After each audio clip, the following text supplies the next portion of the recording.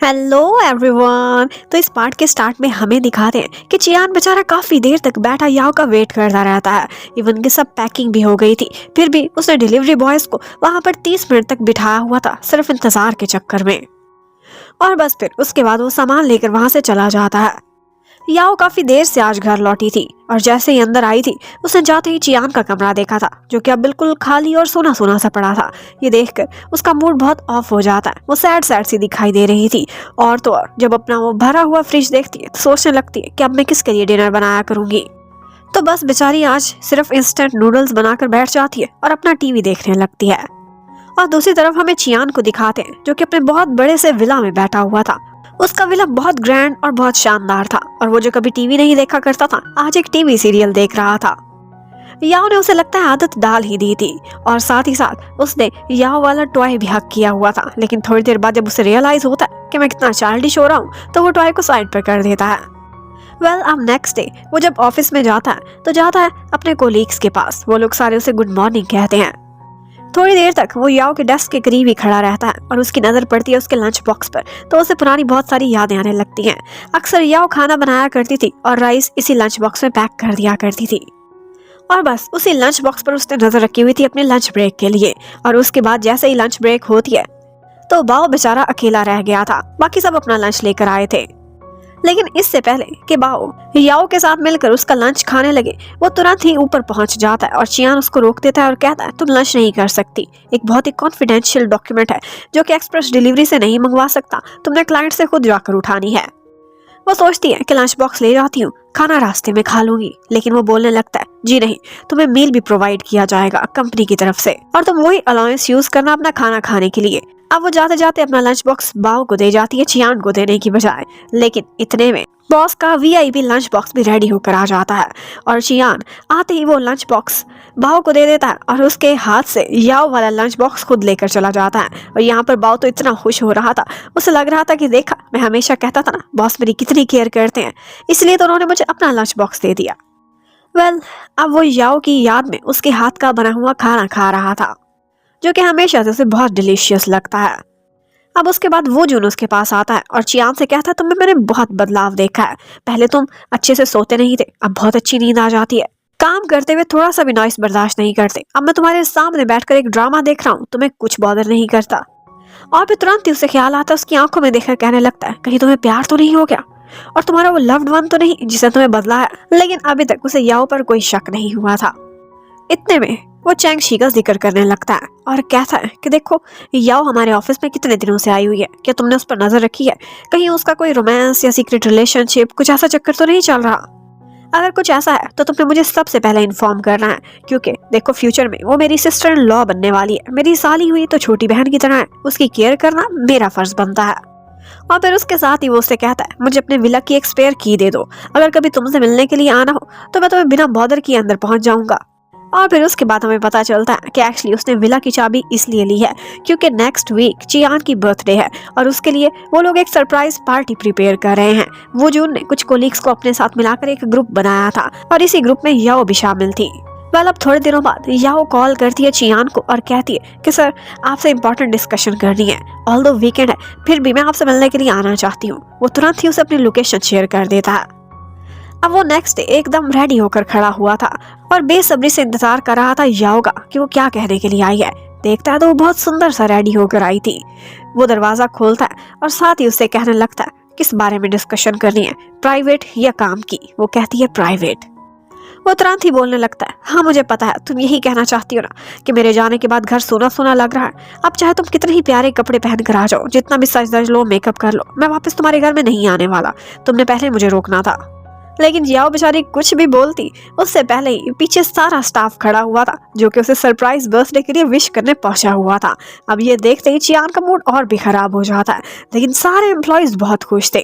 वो तो देख रहे थे कि उनके बॉस का विला कितना ग्रैंड और कितना सुंदर है। चियान वो जो उनको डांटने की कोशिश करता है कि तुम ऐसे ही इन सबको ले आए, बेचारों ने वीकेंड्स पर रेस्ट करना होगा, तुम उनसे डबल काम क्यों ले रहे हो? लेकिन वो सब खुश होकर कहने लगते हैं कि हम तो आपका घर देखकर ही रिफ्रेश हो गए।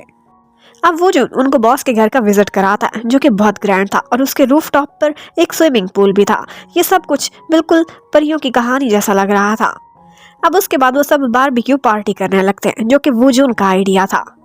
लेकिन आइडिया थोड़ा डिजास्टर में बदल चुका था, क्योंकि आज के दिन काफी गर्मी थी और वो लोग दिन के टाइम पर जिस तरह से लॉन में बैठे हुए थे, सबको पसीने छूट रहे थे। तो वो आपस में मशवरा करने लगते हैं कि कल का दिन तो ठंडा था, आज गर्म हो गया, तो क्यों ना हम पिज्जा ऑर्डर कर लें और अंदर बैठ के खा लें। लेकिन जब तक पिज्जा आता उससे पहले ही चियान याहो को उस गर्मी से बचा लेता है और कहता है कि अंदर आओ, तुमसे मैंने कुछ काम कराना है, एग्रीमेंट में कुछ चेंजेस करनी है और वो तुम करोगी। अब वो इसी बहाने से उसे अपने स्टडी रूम में लाकर बिठा देता है, जहाँ पर एनवायरनमेंट काफी ठंडा था। जबकि बाकी लोग काफी देर सड़ने के बाद फाइनली पिज्जा आने पर अंदर चले जाते हैं। और फिर थोड़ी देर बाद हमें पता चलता है कि एक्चुअली वू जून ने ये सारा इतना बड़ा सरप्राइज किसके लिए अरेंज किया था। एक्चुअली उसका अपना भी एक मकसद था, और वो ये था कि वो इसी बहाने चेंगशी को इनवाइट करना चाहता था, जो कि उसने चियान के बिहाफ पर कर भी दिया था। वो बोलता है कि मैं उससे जितने भी मिलने की कोशिश करूं वो आती ही नहीं, तो इसलिए तुम्हारा बहाना यूज किया। तुम मेरे ब्रदर नहीं हो क्या? इतने में चियान उसे मैसेज दिखाता है और कहता है देख लो, उसने इनकार कर दिया और मैसेज पर भी बर्थडे विश कर दी थी। ये देखते ही वो जो उनका मूड ऑफ हो जाता है। चियान बोलता है तुमने मुझे पहले क्यों नहीं ये सब शेयर किया? तो वो कहने लगता है तुम्हारे लिए सरप्राइज बर्थडे पार्टी थी, कैसे बता देता। वेल, अब चियान जाकर स्टडी में बैठ जाता है। यहाँ पर एक्चुअली वो याओ को देखने के लिए बैठा था और बुक भी उसने उल्टी पकड़ी हुई थी। या उसे कहती है कि सर मैं अकेले ही कर लूंगी, आप सबके साथ बैठे, वो आपकी बर्थडे के लिए आए हैं। लेकिन वो कहने लगता है इस कमरे में बहुत सी कॉन्फिडेंशियल फाइल्स पड़ी हुई हैं, इसलिए मैं तुम पर नजर रखने के लिए यहाँ पर बैठा हूँ। अब थोड़ी देर बाद या उससे कहती है सर बुक आपने उल्टी पकड़ी हुई है, लेकिन वो झूठ बोल देता है, कहता है सिर्फ कवर उल्टा है, बुक सीधी है अंदर। लेकिन थोड़ी देर बाद उससे नजरें चुराकर वो बुक भी सीधी कर लेता है। एक्चुअली वो बार बार याओ को देख के जा रहा था। अब थोड़ी देर बाद याओ यहाँ पर सो भी गई थी। अब वो उठती है और उसके बाद बॉस के लिए एक गिफ्ट लेने चली जाती है। वो आती है और कहती है सब आपको गिफ्ट दे, उससे पहले ही ये मैंने आपके लिए स्पेशल प्रिपेयर किया है, तो आपको देने के लिए पहुंच गई। ये देखकर वो खुद बाहर चली जाती है, जबकि अकेले में चियान एक्साइटेड होकर उस गिफ्ट को खोलता है। वो देखता है तो अंदर एक शैंपेन बॉटल थी और साथ ही एक कार्ड पर लिखा हुआ था I love you and I want to make babies with you. वो सोचने लगता है कि ये लड़की इतनी बोल्ड है, मैंने सोचा भी नहीं था। अब थोड़ी देर बाद चियान बाहर आता है तो पता चलता है कि वो जो ने ड्रिंक किया हुआ है और चेंगशी वाला गम भुलाने के लिए वो काफी ज्यादा ड्रंक भी हो चुका था। यहाँ पर चियान कहता है आई थिंक अब पार्टी ओवर होनी चाहिए, लेकिन वो जो कहने लगता है नहीं नहीं, बचपन की याद में क्यों ना आज हाइड एंड सीक खेली जाए। और सारे के सारे लॉयर्स भी साथ ही रेडी हो जाते हैं। अब वो जो ने सारों को टास्क दिया था कि आपका बॉस चियान छुपेगा और जो जाकर उसे तलाश करेगा उसे 10,000 का इनाम मिलेगा। अब हर कोई अंदर जाकर चियान को तलाश करने में लगा हुआ था। वो लोग घर का कोना कोना छान मारते हैं, लेकिन कुछ समझ नहीं आ रही थी चियान कहाँ गया होगा। इतने में याओ को याद आता है कि चियान ने एक दफा उसे बताया था कि उसके विला में भी एक रूफ टॉप है जहाँ पर बैठना उसे बहुत पसंद है। अक्सर वो वहाँ बैठकर कॉफी पिया करता है। तो वो तुरंत ही ऊपर छत की तरफ जाने लगती है। जबकि दूसरी तरफ हमें दिखाते हैं कि उनके ऑफिस के 2 लॉयर्स जिनका नाम यू और टैंग था, उनकी भी लगता है आपस में सेटिंग होने ही वाली है। उधर चियान भी एक्चुअली रूफ टॉप पर ही बैठा हुआ था और याओ के साथ अपने बिताए हुए समय को याद कर रहा था, जब उसके साथ एक दफा वो बालकनी में बैठकर फीट बात ले रहा था। अब जैसे ही दरवाजा खुलता है तो चियान देखकर सरप्राइज रह गया था। जैसा कि उसने एक्सपेक्ट किया था वैसे ही वहां पर याओ आई थी और वो आते ही कहती है कि सर आप कहीं भी छुप जाएं, मैं हर जगह आपको तलाश कर लूंगी। और उसके ये वर्ड्स चियान के दिल को छू गए थे। अब वो एकदम रोमांटिक स्टाइल में उससे कुछ बोलने ही वाला था कि वो कहने लगती है 10,000 मैंने जीत लिए और जाकर अनाउंसमेंट करने लग जाती है। अब वो जो उसे 10,000 का प्राइस दे देता है और फिर उसके बाद यहाँ पर चियान उससे कहता है कि तुमने मुझे ढूंढा और आज मेरी बर्थडे भी है, तो ठीक है तुम विनर हो, तुम्हें मैं एक विश ग्रांट करता हूँ, जो भी मांगोगी मैं पूरा करूंगा। अब यहाँ पर याओ कहने लगती कि सर आप इस बात से मुकर नहीं सकते। वो भी एक्साइटेड होकर कहता है चाहे जो भी मांगो तुम्हारी मर्जी। उस बेचारे को तो बहुत आशा थी कि अभी मुझसे कोई रोमांटिक बात करेगी या फिर वापस घर जाने को कहेगी कि मैं वापस शिफ्ट हो जाऊं, लेकिन वो उससे कहती है प्लीज सर मेरी सैलरी बढ़ा दें।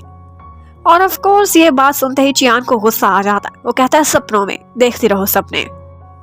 वेल, इतने में वहां पर केक आ गया था और केक काटते समय यहाँ पर चियान विश मांग रहा होता है और सारे लोग भी काफी खुश नजर आते हैं कि यहीं पर ये पार्ट खत्म होता है। Thank you for watching, stay connected, bye bye.